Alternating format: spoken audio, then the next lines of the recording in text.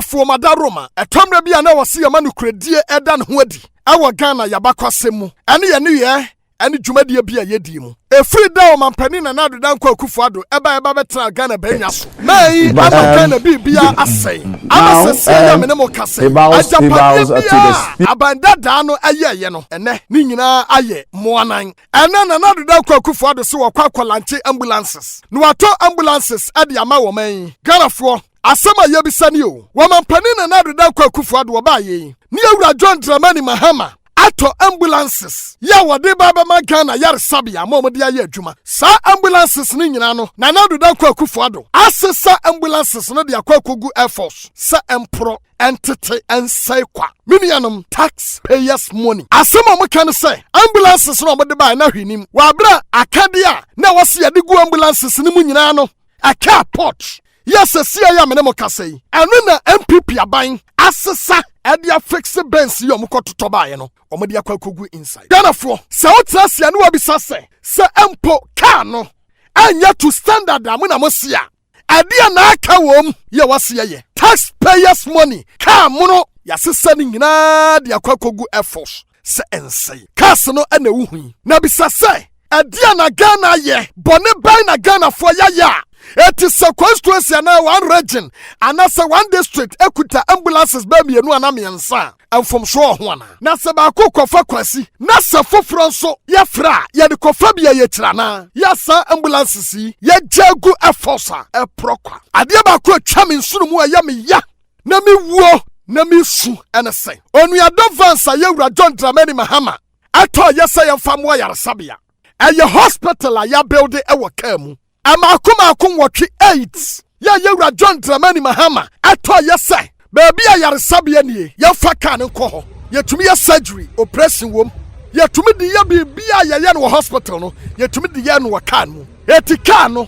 Ya wa plant kase ya bokan to. Kan ya V8. Ya ni nyina ya Ford. Ya hodi wom. Yetumi ya adwuma.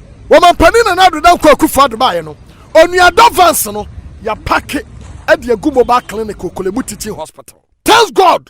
Sound Honorable Kwabena Kando, Parliamentary Select Committee on Health. And now, Wamatu Anamon, Aqua Copium, Awaho. Now, Makwa Kucha Cassi, and Nuna Uni, or Makwa Kucha, said your Cassinati and Babia. Ya reduce my Cassinati Biako Kudru. Parliamentary Select Committee on Health. Yara Kwabena Kando. Mrasaba Janio Jama Jaboso. One was soon as I am minority spokesperson. I'm a parliamentary select committee on health. And now one more problem in Takando. I've seen some died. I am sad. And the best use of the vans are to, I've seen some fowls being tied to the vans and nobody even comes here.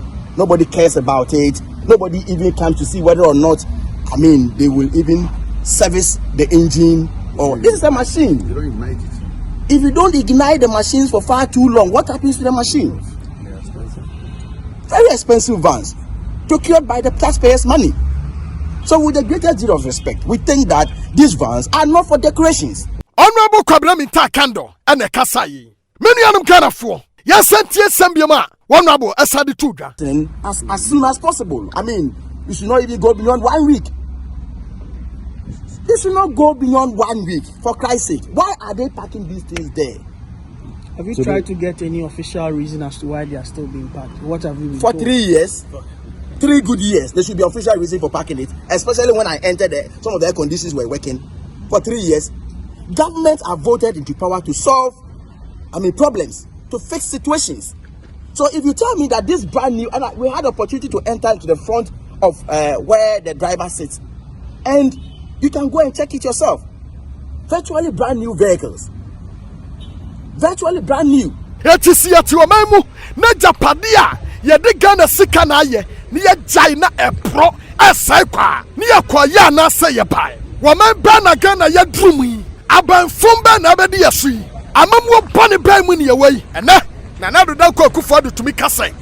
We de ndisi fo na toye. Eti anya de amepene. Fellow Ghanaians, mama yan compare achievement of Yura John Dramani Mahama and in another Danko Akufo-Addo in the health sector. Adian another Danko Akufo-Addo our health sector bako and say what drones some from Weja ani nduro emfa nkrase de atoso mienu wato ambulances 307 sa enko na nkonko ye adwuma yahwe de Ewura John Dramani Mahama nso ayeye ewo health sector na ye wi a wankasa watrase na wajeje na watwusu nipa wasefata se yamanu akwanya foforo na odi Ghana so John Dramani Mahama SC University of Ghana Teaching Hospital yana ebefa bed 617 waya Ridge Hospital expansion yana ebefa beds 420 wasi Kumasi Afari Hospital eno na your friend 37 military hospital ewo Kumasi no na ebefa beds 500 affect second phase of Tamale Teaching Hospital na ebefa beds 400 we yanu frima Police Hospital expansion na no ebefa beds 104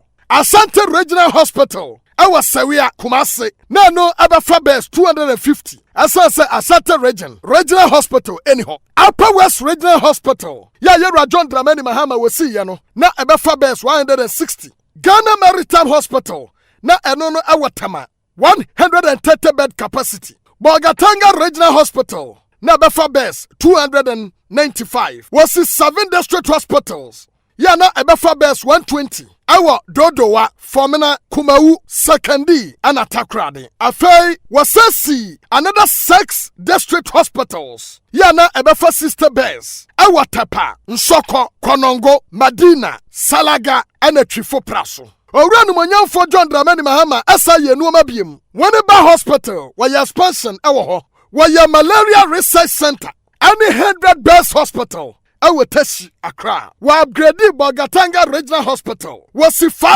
polyclinics. Any health centers. Our northern region. Bandai, Tatale, Janga, Chiriponi, and Akaraga. Osi another 5 polyclinics. First 3. Our bro Ahafo region. Nkran Kwanta, Wamfie, Kwatire, Techimentia, Anaboma. Osi another 5 polyclinics. Our upper west region. Wichao, Babile, Lambusi, Ko, Anaheim. Wasi 19 health centers. Awa Amasamai, Dofo, Pokukrum, New Jejeti, Pakro, Golu, Funsi, Sain, Northern Bupe, Manson Kwanta, Abuaka, Masi Sosekpe, Keji, Adamso, Cairo, Timunde, Bonsun Kwanta, Anadadieso. Wasasi another 3 district hospitals. Awa Ejumako, Esem, Zabzugu, Yanani Nyinano awa northern region. Ewura John Dramani Mahama asai aye eye care center awa Komfanochi Teaching Hospital. Anu achire no wo ne sai